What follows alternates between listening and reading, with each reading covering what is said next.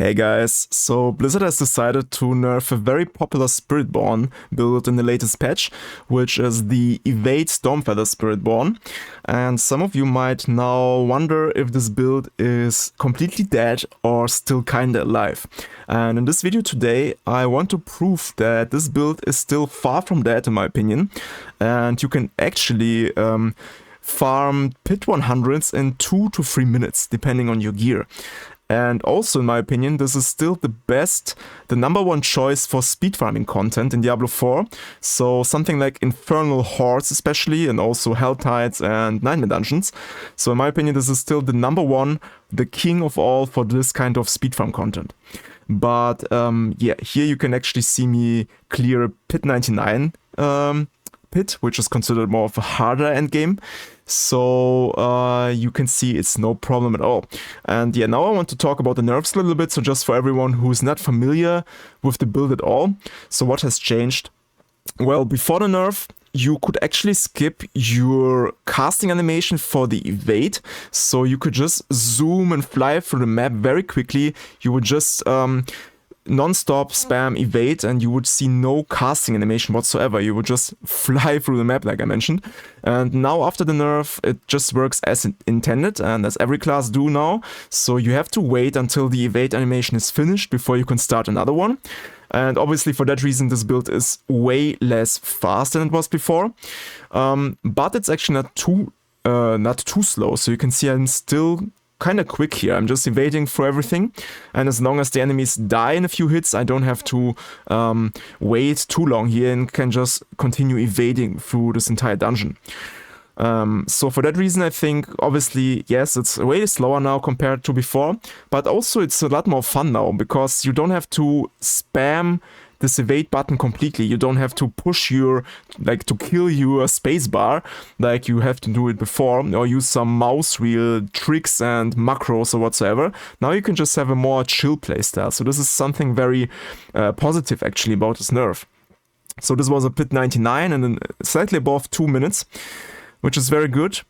And now I also want to show you more of a speed farm pit rotation here. So this is pit 79. So for Spiritborn, this is speed farming content, you could say. And here I'm playing with the speed farm variants. So in fact, I have 2 different variants. I think I will add a third one. But on my mobility expander, you will find 2 to 3 variants. And this one here is the speed farming variant. So this is what I would also use for Infernal Hordes that I can also show you in a second. But here you can just see how quickly we still can blast through this pit here. So it's still 79 pits, so not too low. For most other classes, this would be a very challenging endgame content in Diablo. But of course for Spiritborn, it's a bit of a joke. But you can see it's a lot of fun to just evade through this entire dungeon here. You basically never stop, you just evade, invade, and evade, and everything just dies immediately. So everything is 1 to 2 shot. And yeah, just a lot of fun. And I still think it's a very good build for that purpose. So if you just want to do some brain AFK, casual friendly rotations here, so you just don't have to push many buttons at all. You can push some buttons from time to time, but you don't have to actually. You can just spam your evades, your mouse click, right mouse click. So and here you saw, I think it was a clear slightly more than 1 minute, so something like 1 minute 20 for pit 80. So yeah, very solid I would say. And here I also want to show you a bit of arena run here. So like I mentioned, in my opinion, this is the best arena build. So if you want to have a very easy 1000 ether to open your Infernal Hordes chest for some crafting materials and your greater affix items, then I think it's a very nice build. And like I mentioned, this is still the speed farming variant, so it's very chill to play, very casual friendly. You just have to right click all the time. What I also do here is I cast my Scourge from time to time. So my Scourge will also deal a little bit more damage to feared enemies. So for that reason, that's something I like to have here as well. And also Armored Tide is a kind of important skill together with your ultimate. So you want to cast your ultimate every 15 seconds, for example. but it's something that is not mandatory. I would just recommend doing it so you get most of the damage out of the build. But yeah, you can also just have a very chill playstyle here. Now I can just go a little bit further to the boss fight here. So you can see we are nearly 1000 ether, and after the boss fight I will have pretty close to this amount. And also the boss fight is just a joke, so everything just melts immediately. So yeah, you can see it's a very solid choice for Arena Hordes, even after the nerf. And the last thing I want to show you is some Duriel fights. So also for all of you guys who want to do some boss rotations. So this was a very quick one, I can repeat it. Yeah, Duriel fight, no problem at all. You just need a few waits and Duriel will just be dead. So here again, boom, just dead. Not much worse than Quill Volley, which is considered the strongest build right now in the game. So yeah, in my opinion, Evade Spiritborn far from dead, even after the nerfs. And yeah, now let's go deep into it. So first of all, you can do me a favor, guys, if you really enjoy this content here, because I was spending a lot of time for testing all of the stuff here, testing different interactions, finding out the best setup for the optimal damage. That's a lot of nerdy calculations here. So if you want to do me a favor, you can subscribe to this channel here to not miss any future guides and also guides, and also like this video, leave me a comment. So this would be really nice, and yeah, thank you for that, guys. So now let's just start with this build here. I think it's a good idea to start with my Mobalytics planner actually. So let's just quickly switch over here. So I already have two versions on my Mobalytics. So this was my old build. I have also rebranded it a bit. So now it's called 2 Minute Pit 100. Because this is the time that you need for Pit 100. And yeah, I have reworked my old build. I will also update the video here. And here you can see I have two different versions, like I mentioned, Speedfarm and Pit 100 Endgame. And I actually will do a third one, because today I also have crafted my Shroud of Conduras, and this is also an option. So you can also play with Shroud of Conduras, so I think a third option will be here as well after the video. But in fact you have two versions, and let's focus on the Speedfarm version first. So in the Speedfarm variant, the only items that are mandatory is your Zephyr Sontag. This is what will allow you to spam your evade all the time, so you can just zoom through the map. And you will have Loyalty's Mantle, which is also very powerful and will basically double up your damage. So these two items I would say are mandatory, but everything else is not mandatory at all. So you have very low gear requirements for the speed farming variant here, which makes it a very casual friendly build in my opinion. And yeah, for example, Fist of Fate, you don't really need this. I can recommend it, but you don't have to find those early on. Just the Zephyr Sontag and Loyalty's Mantle. And yeah, everything else is basically some legendaries with some aspects and temperings. You can just check out the planner. And the big difference to the Pit 100 version here is that here we have a Mythic Unique helmet. So Hair of Perdition is actually best in slot for this pit pushing build for several reasons. The number one reason is it gives us a bunch of critical strike chance, which is very important for this build. You just want to have you want to have as much critical strike chance as possible. So 100% would be perfect. And here you can also see the major changes. We don't play with Zephyr Sontag in this variant. So here we have a legendary weapon, and this boosts our damage by a very large margin. So very important change here. And also you have to be careful if you switch from one variant to another one, because also the aspects are on slightly different positions. So it's not only these two major changes, but also some aspects are can be different. So just stick to the planner here. But yeah, these are basically the two major variants. And you will just have to decide for yourself. So if you want to do Infernal Hordes, Helltide and Nightmare Dungeons, then you will use the Speedfarm variant. And if you want to do some glyph leveling or to make some boss rotations, farm some Duriel, and higher pits, then you will switch to this Endgame variant. And the cool thing is, the way how I have set up this is that you don't need to change much. So you don't change anything in your skill tree, for example. You just have to switch some, maybe one or two aspects, and you will have to swap your weapon and your helmet. But that's basically all, so it will take you less than 1 minute, I think, and then you can switch between these two different setups. So this is what I also do from time to time. So yeah, I think it's very helpful.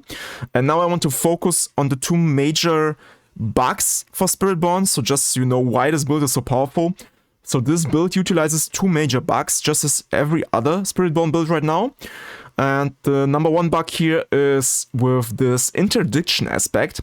So here you gain block chance per resolve stacks. You can see here, for example, I have 24 resolve stacks. So for that reason, you want to have as much resolve stacks as possible. You can temper it on your gear, for example, on your defensive gear and on your amulet. So here you want as many resolve stacks as possible. And for that reason, you scale, so you transfer your resolve stacks into block chance, and block chance is currently bugged. You don't have a cap for block chance, so it goes beyond 100%. And with another aspect called redirected force, this way you can scale your block chance into critical strike damage. So if you have like 1000% block chance, let's say, you will increase your critical strike damage by a big amount. So this is the first bug, and the second bug is Vicious Shield. So just in case you didn't hear about this before, Vicious Shield is also heavily bugged, and basically what you need to do here is you want to stack as much maximum life as possible. So here you can see if I would also proc my Elixir Fortitude, and here this Redamin Buzz Incense for more max life, and also I'm casting Armortide. Then I'm going up to 19k life, and I think I can even go up a bit further than that. So actually I'm reaching more than 23k life sometimes. Yeah, this is very important because the second bug, the Vicious Shield bug, you scale your damage with maximum life and also barrier, so you want to have a 100% barrier uptime, but you can reach it very easily in this variant. Just follow the planner, and then you will have this barrier uptime. So these are the major two bugs. So for that reason, just so you know, you want to have as much resolve stacks as possible, and you want to have as much maximum life as possible. So most of my items have maximum life on them and resolve stacks. So this is basically in a nutshell how you deal damage with this build. And I can also illustrate this one more time. So here you can just pay attention a little bit to the damage numbers. So you can see I just had some 5 billion hits, for example, and this is each hit, each Stormfeather. So here at 6 billion hit per Stormfeather. So yeah, the damage numbers are kind of insane, and this is not even the best gear possible. So with this build, with this bugs, let's say, your damage will scale in a very dramatic way. So for example, I have this interdiction aspect, which only gives me 15% block chance per resolve, but this can go up to 23 on the amulet. And sorry, if I find one which gives me 23, so max roll, this will, I think, maybe double my damage, because the bug is so crazy that each point of this aspect here, each percentage point will increase my damage by a large amount. And the same is also working with critical strike chance. So just because you're dealing most of your damage, so 99% of your damage comes from critical strikes, if you can add additional 20% critical strike chance, this will increase your damage by 20%. Just because you deal 0 damage if you miss your crits. You just need to hit your crits. So a lot of things are very sensitive in this build. And also each resolve stack will increase your damage in a significant way. So 4 more resolve stacks on my pants, for example, will increase my damage by 20 to 30%. It's just crazy, just because of these bugs. So just so you get an idea, if you will deal way less damage than me, for example, in the beginning, you just have to keep in mind this setup is very sensitive to changes. So if you find better aspects, you find better temperings, or you masterwork your tempers better and hit your resolve stacks, your damage will explode with the time. So just that you know that. But yeah, this is basically the setup. So we have two different setups, one for speed farming. I can show the planner again. One for speed farming and one for pit pushing.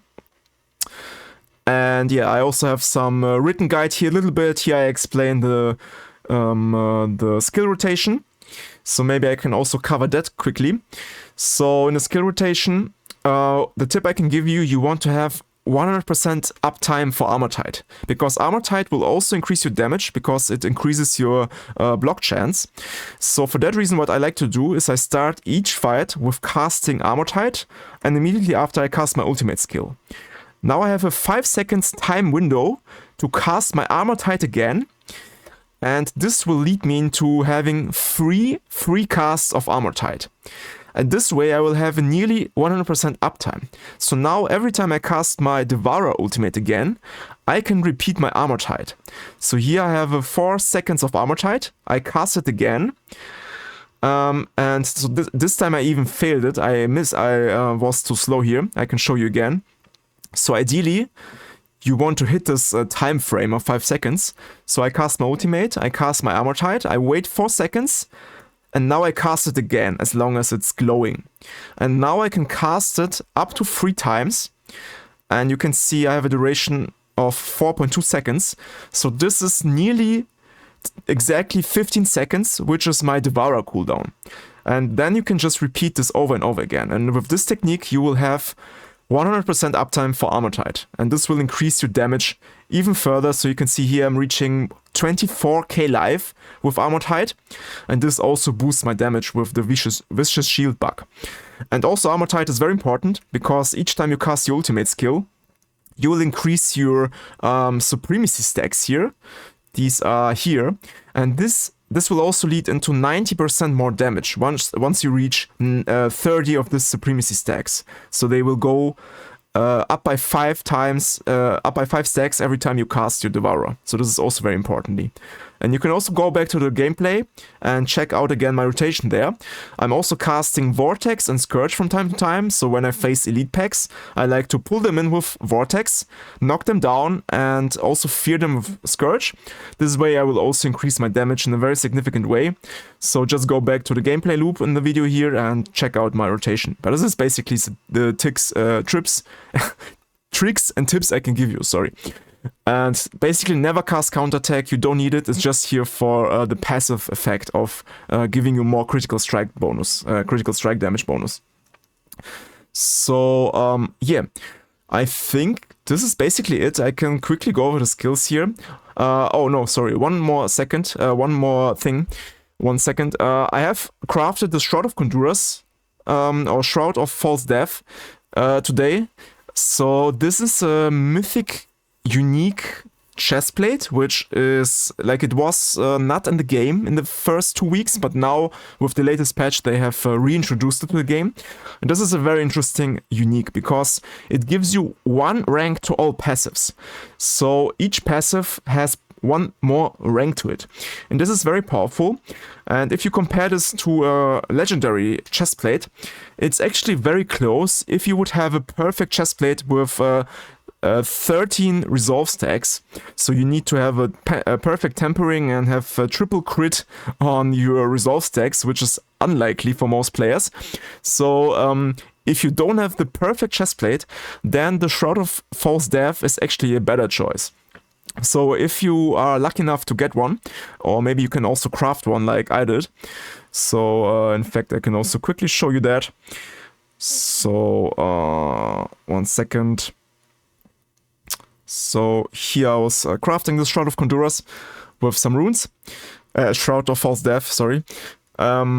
So if you're lucky enough to get one or craft one, then you should use it because it will also increase your damage by another 20%, I would guess. So yeah, just in case you don't have the perfect chestplate, which usually you won't have. Okay, and now we can go over the skills quickly. So you can find everything in the planner like I mentioned. The most important things actually are that you don't forget to have your acceleration ranks here. This is what allows you to cast your evade all the time, also without Sepasontek. So you can see here I'm just can spam it without Sepasontek because I have so many evade stacks. But yeah, basically everything is in the planner. Devourer 5 ranks to reduce the cooldown. Here, please take adaptive stances instead of vital strikes for the pit pushing variant, because if you would change to vital strikes, you can have some problems from time to time where you won't reduce your evade cooldown too much, and then you can see here right now I'm having problems resetting my evade. So this might be one mistake, so please take adaptive stances here, and then you should have no problem with evading. But yeah, this is basically the skill tree. The Paragon, we have here Colossal Glyph, also scales with Resolve stacks, deals a lot of damage. We have Jagged Plume with Sapping. We have Drive with Talon. We have Revealing with this Fulminate. And we have Vicious Shield with Spirit. So for leveling, just try to reach as quickly as possible these 5 boards. Don't spend too many points here for the glyphs, for example. So just go straight to the next board as often as possible. You want to reach this Vicious Shield as early as possible as well. So yeah, that's basically it. I think that's enough for this guide. Everything important, it will be in the planner. So just check out the Mobalytics planner.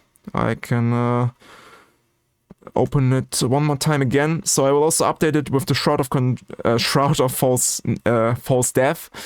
Either in the endgame variant or I will do another variant here.